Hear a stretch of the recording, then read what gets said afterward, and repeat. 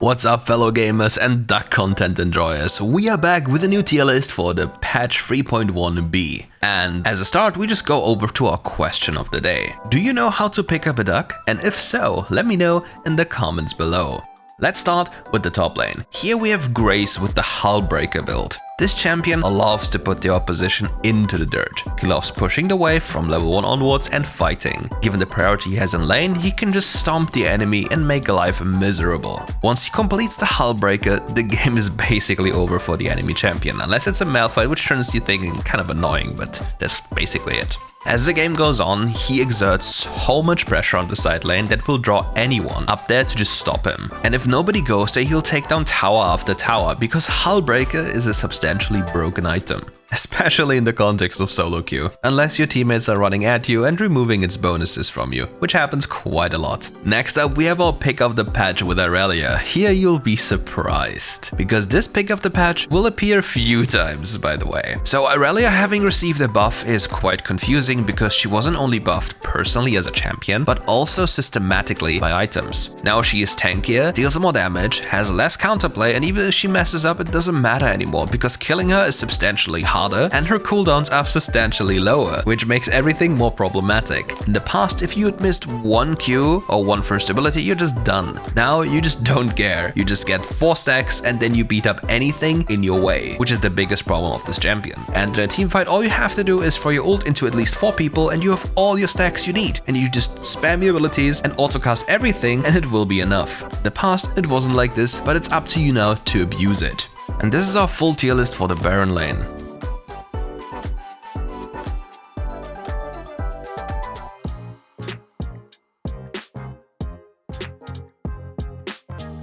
Next, we have the middle lane, and here we have a special pick just for you. Our lovely Vindy is playing some more Singed, and Singed is actually quite decent in the middle lane. Compared to his Baron lane adventures, he's actually allowed to play lane in the middle lane. All he needs for this is fleet footwork, maybe second wind, and the Sweet Tooth. Then he can do whatever he wants, because compared to bruisers in the Baron lane, mages don't do so much early on. They need at least one item or one reset before they start being annoying. And Singed will be too tanky, which is quite ironic because this champion is super squishy because his stats are super low outside of his ultimate, but he'll be good enough to deal with them.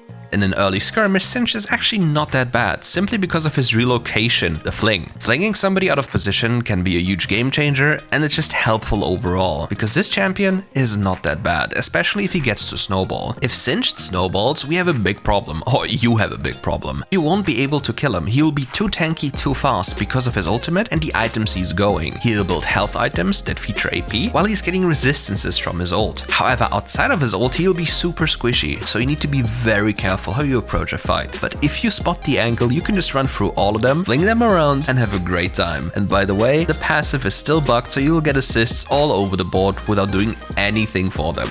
And next up comes our pick of the patch for the middle lane, and yet again it's Irelia. This champion is just too overpowered in what she does. She does too much damage, is too tanky, and just too annoying. All you have to look out for is understanding how you have to play level 1. In a lot of matchups, you're not allowed to skill your first ability, but have to just stay on range with your third ability and just get the CS. If you do this, you'll be healthy enough and be able to look for an all-in on level 2 or level 3 most of the time. If the wave is closer to your tower, you'll be able to play the game without any problem. Especially in the item department, items such as Divine Sundra grant you so much more sustain, and once you reach the point of having Divine Sundra, Blade of the Ruined King, and the Death Dance, you are not going to die, it's just not possible. Once you get one kill, you'll heal for so much, because most of the Irelias nowadays also run Triumph, and if you combine both together, you have quite a lot of healing. And even if you're facing a full AD composition, having a Wit's End is actually not that bad when you have a lot of tankiness already, because this item grants you a lot of effective health because of the way it works. Let's just pretend you take a full load of burst. You survive the burst, but you're below 50% HP, but you're attacking fast. Therefore, every hit with your Wit's End is going to help you out massively. As long as you have the HP to back it up, it's going to be crazy in terms of sustain. And this is our full list for the mid lane tier.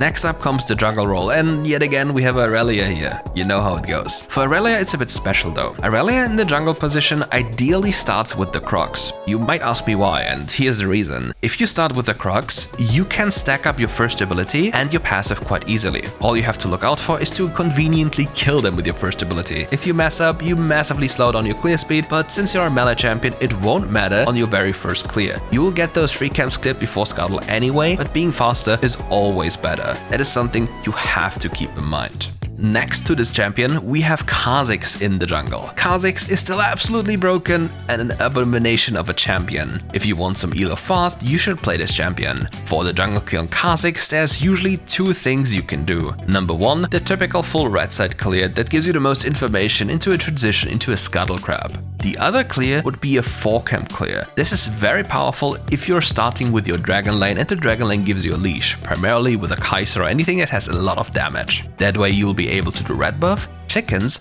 wolves, and Gromp. And here's the rundown for this. Red buff, you don't want to smite this, then you go to chickens, you want to pull the chickens with your smite, deal damage to them, leash them towards the wolves as you kill them, then smite the wolf camp to pull it towards you, kill the wolf camp while you're kiting it towards the Gromp, go for the Gromp and kill the Gromp as you're kiting towards the scuttle crab. Depending on how good of a leash you've gotten, you'll be there before the scuttle crab spawns. Easy peasy level 4 and an easy fight afterwards. And this is our full tier list for the jungle role.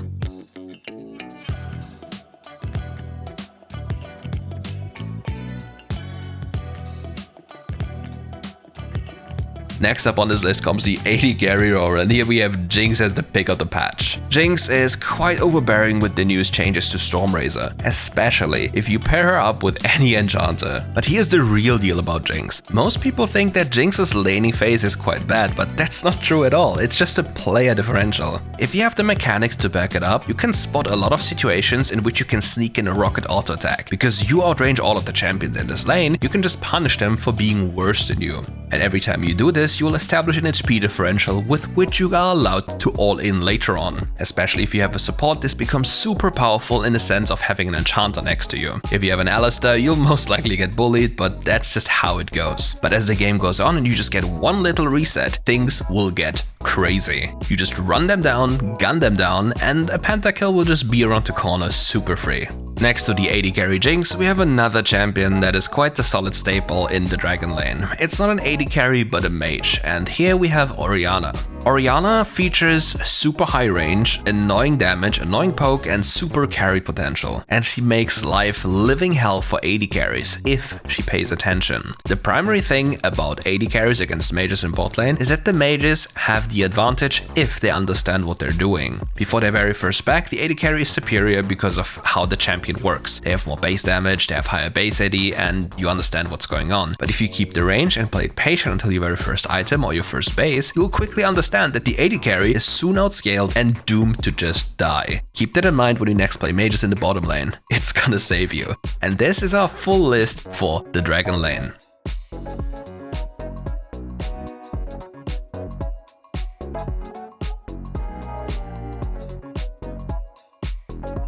Next up, we have the support tier, and here we have a champion that's an absolute abomination of a champion. Yet again, we have Karma. Most people misunderstand how Karma works. Karma as a champion is crazily overtuned and can carry fights on her own, which is quite confusing for an enchanter support. Normally enchanter supports are there to buff up your allies, but this champion doesn't only do that. It engages fights, it peels fights, and it destroys anything that comes in her way. And all you have to do is like a quick staple combo. You just ult the enemy team, use your empowered second ability, and they're doomed. And you can even go for a move that has no counterplay unless the enemy has flash, and flash abuses is something we don't like. And to deal with those flash abuses, we just wait for our second ability to cool down, root them, and then we place our ult, pull them together, nuke them with our first ability, and they're gone. Because by that time, our team is going to pick up the pace and obliterate them. Another champion on this list is Yuumi. Yuumi's laning phase is obviously the most toxic laning phase in the game. There's like 2 champions in this game that can deal with this champion in lane, which is Leona and Thresh. Unless you feature super high damage and CC, you cannot kill this champion in lane. And here's why. If the Yuumi's smart enough to start with a Ruby Crystal, you cannot kill her. She has a third ability, Ruby Crystal, and her passive, which means even on level 1, if she plays it perfectly, she will have at least 900 effective HP. How do you kill this? this, while she has an attack speed steroid and can beat you up, and whenever there's any type of danger, she can just jump into her host. And what do? You just lose. So there's a solid rule when it comes to Yuumi. Whenever you can fight a Yuumi, don't try unless you can kill her. If you fail killing her, then you will die shortly after. Because that is the primary thing about facing Yuumis. Don't fight unless you can win.